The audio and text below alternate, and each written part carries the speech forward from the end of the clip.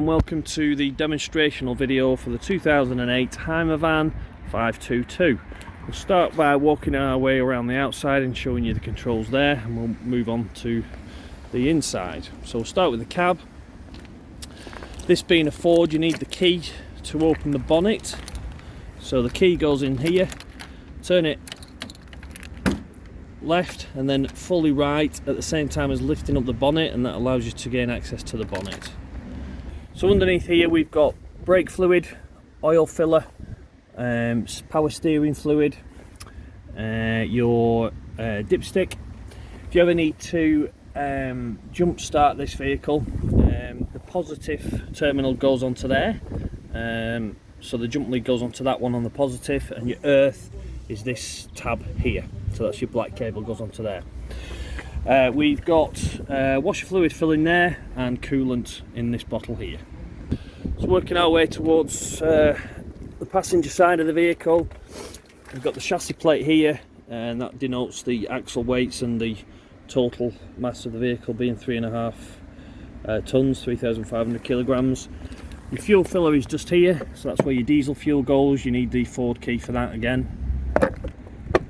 The blinds for the cab, so to darken the blinds for nighttime use, are these here. So there's a magnetic strip that joins on that section there, and the same again for this quarter light. So that's how that draws across. Again, you've got a magnetic strip that draws together and attaches there. The same thing happens on the windscreen side of things. These two little tabs here, if you push those apart in opposing direction, draw that across, and there's a little groove there that makes way for the leg for the rear view mirror, and then there's a magnetic strip again across the front of that, which then joins to the opposing blind on the other side. When you put these back in, just make sure that those little tabs are pushed down, which retains the blind in position. Sometimes if you're going around a corner and they're not pushed back in to retain this blind, you can go around the corner and inertia will take the blind across. Obviously it'll distract your field of vision, so that needs to be closed. Working our way on down the side of the van, this is where you fill your fresh water. So you just fill that with a hose pipe until it pours out. There's a drain on the inside, which I'll show you when we come to the inside of the vehicle. Next one along is your toilet. So this is where all the toilet waste goes into a cassette here. To drain this, you lift up that tab there and slide the cassette out. There's an indication on the toilet itself to tell you when that is full. To empty this, pull that funnel out like that, take the screw cap off the end and pour away the toilet waste. As you're doing so, press this button here, it lets air in as the toilet waste is coming out of that side. This requires a chemical, so you put in the blue chemical into the top here by sliding this back, opening up that blade there by unscrewing that, pouring the chemical into there. Just put a little bit of water in the bottom and mix it with the blue chemical, which breaks down all the solids and gets rid of all the smells. To replace this, you must make sure that that is closed, and then when you slide this cassette back in, that goes onto a mechanism on the inside. It won't go back in unless that's pointing straight like that. So to put that back in, it just slides in again, and make sure that that retention lug is clipped back into position. So working our way along then, that is a vent for the boiler. That's where it vents hot air and gas exhaust, if you're running it on gas, if this model runs on gas. Next one along is just access to the rear garage and locker. So we've got carpets in there, there's a winder in there as well for the awning. This is where the boiler is housed. So that's the boiler itself, so that's dealing with the hot water and the heating of the vehicle. It's important that that is drained down for winter use, and it's drained down via those little two blue caps there. Just unscrew those and it will release all the water out of the boiler and the pipe work that's inside the vehicle, Very important that that's done in winter, because if water's left in the boiler, it'll expand and it could damage the boiler. So if water's left in there to freeze, it can expand and it'll damage the pipework and the boiler. So you're draining it down just by unscrewing those caps, and then you'll see water pouring onto the ground underneath from a pipe. We've got the bike rack on the back of this particular vehicle. That's operated by pulling this down. The bikes sit on these racks here. That little tab goes over the wheel of the bike to keep it in position, and then these arms attached to the crossbar of the bike. So that one for the inside one, this one for the outside one, and that keeps the bikes in position when they're stored on the rails.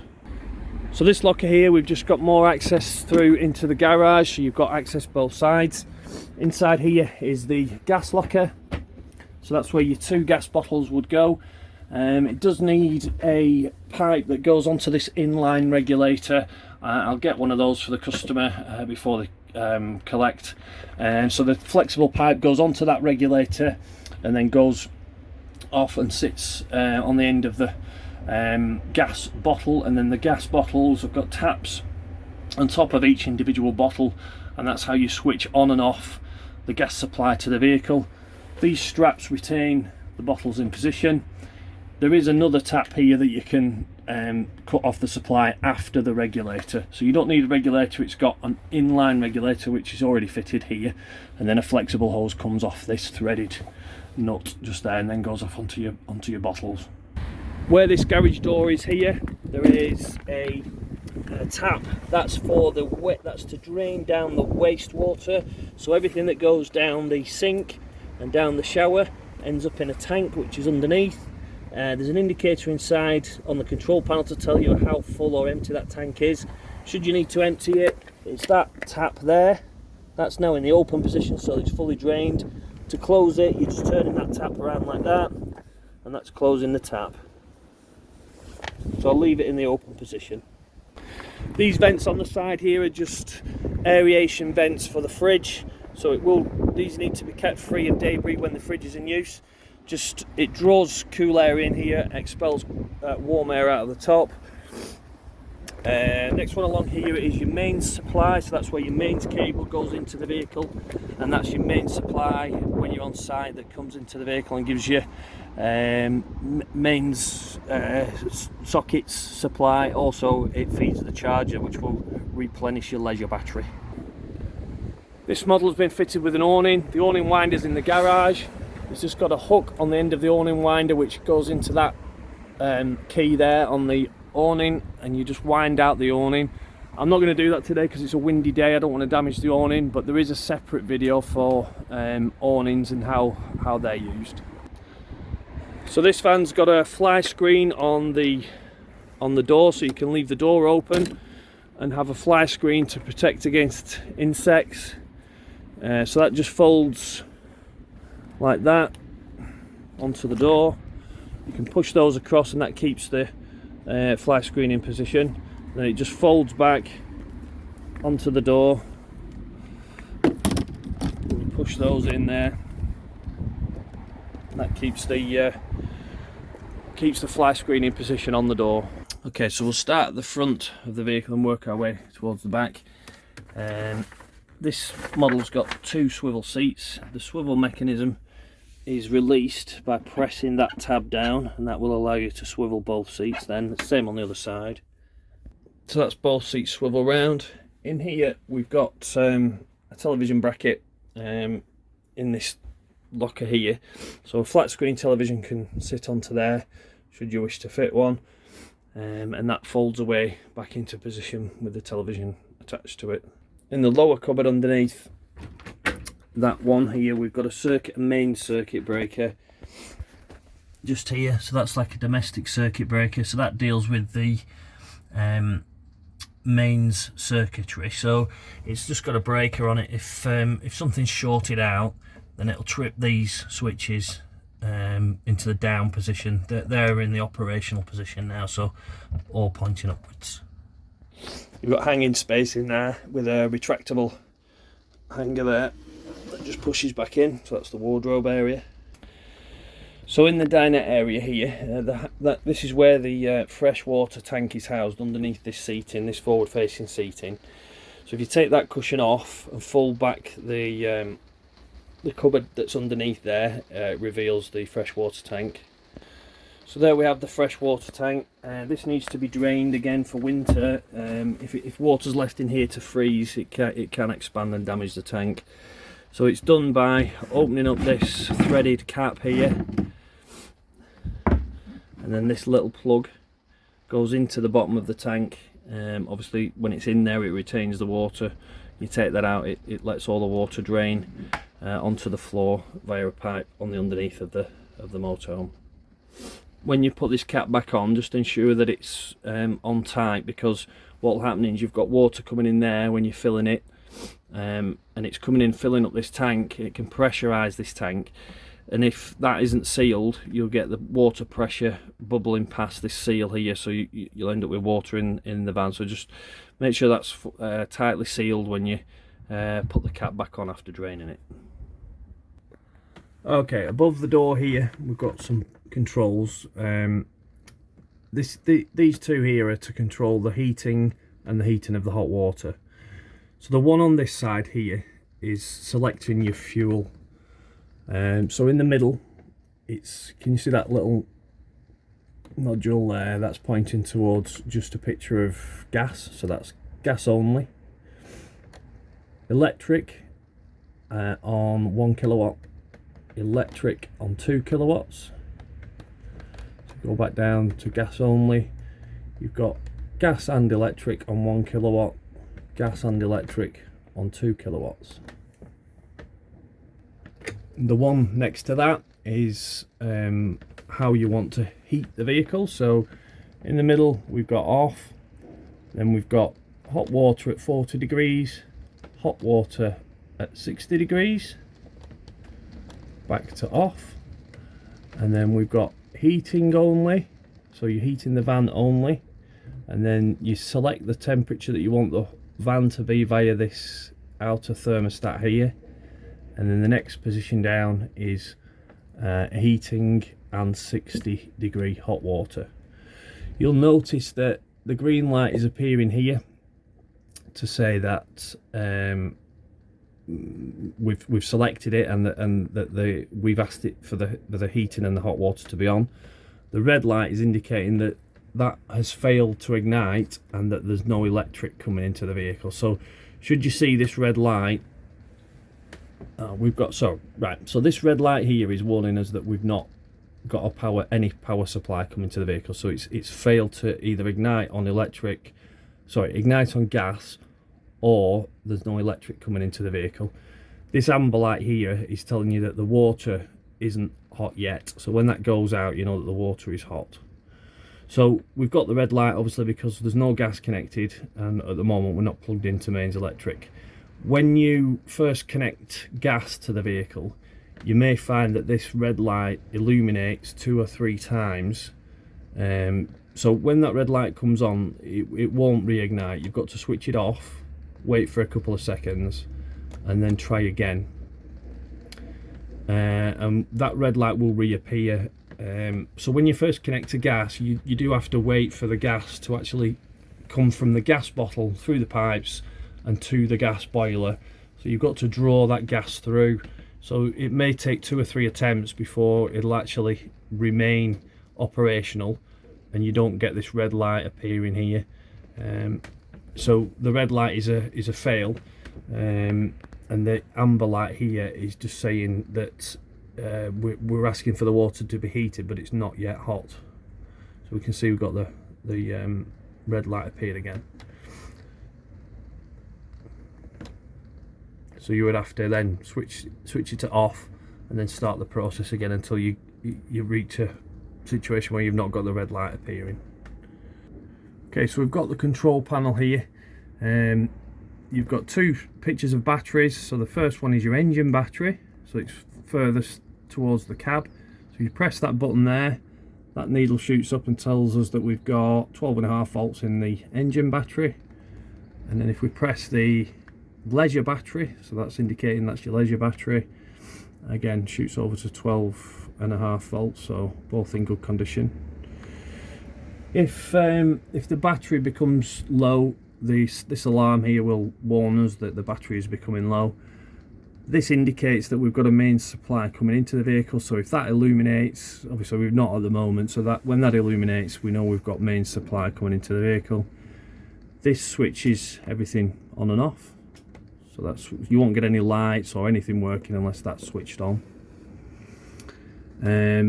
These here are to indicate about your water position, so you press that button there, that tells you about your waste tank.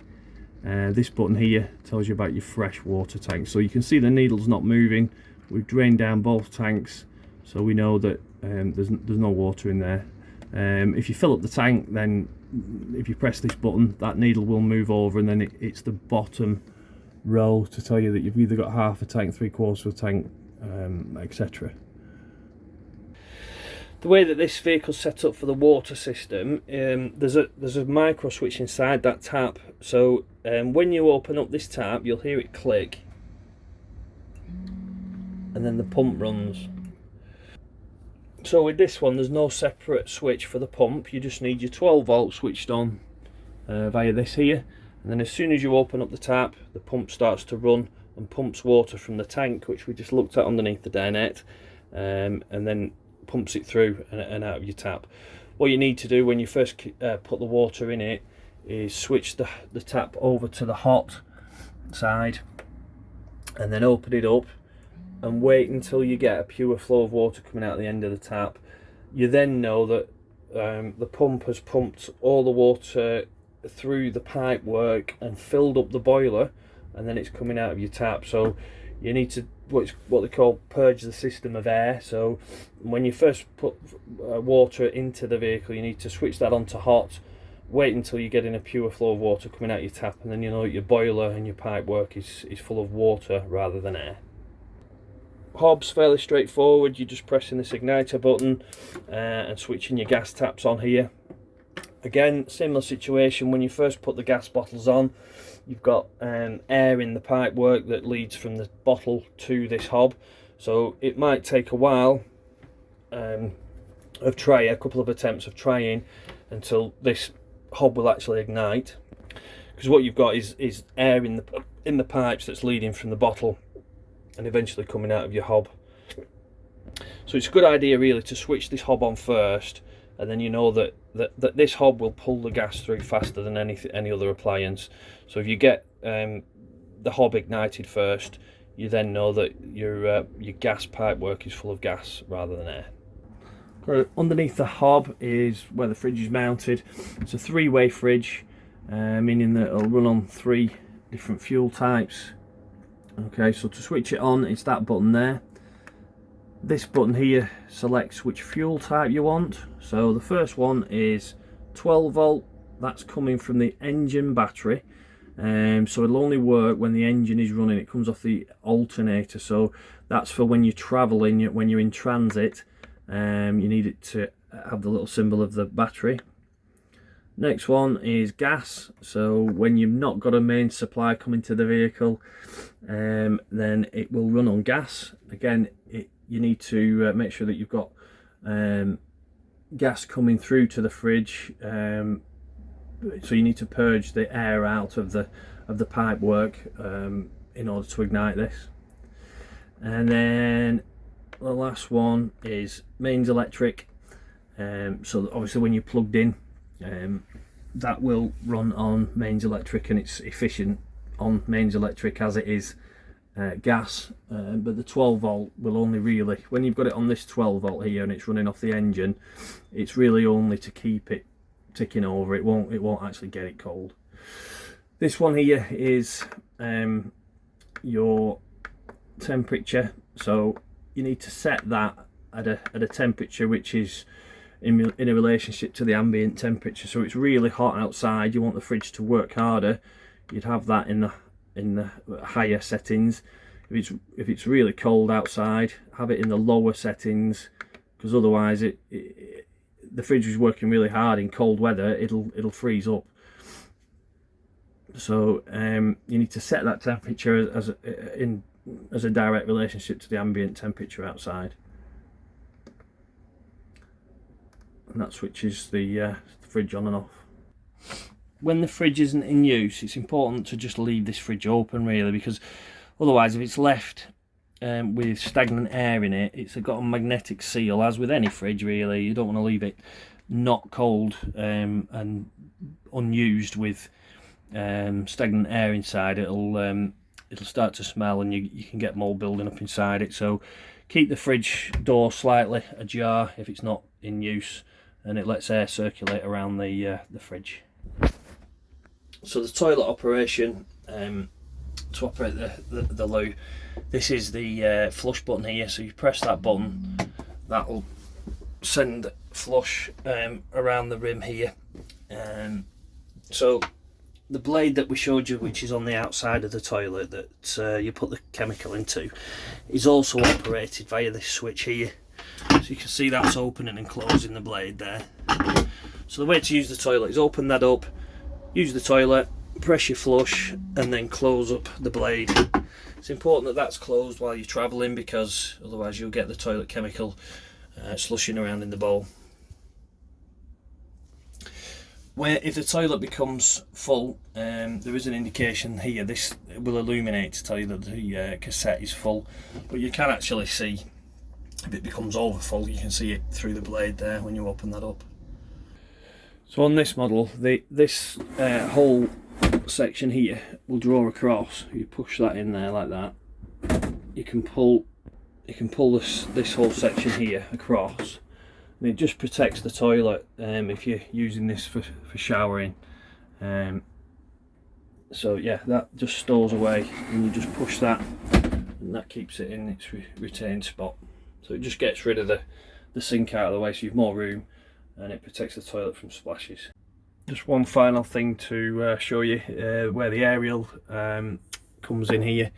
To unscrew the aerial and push it up through the roof to get a better signal, you just unscrew this catch here and then push it up through the roof, and then on the roof it's got like a flat aerial delta shape, and then you can adjust this to get the better signal, but just make sure that that's retracted before setting off, because otherwise you'll have that poking up through the roof at that height.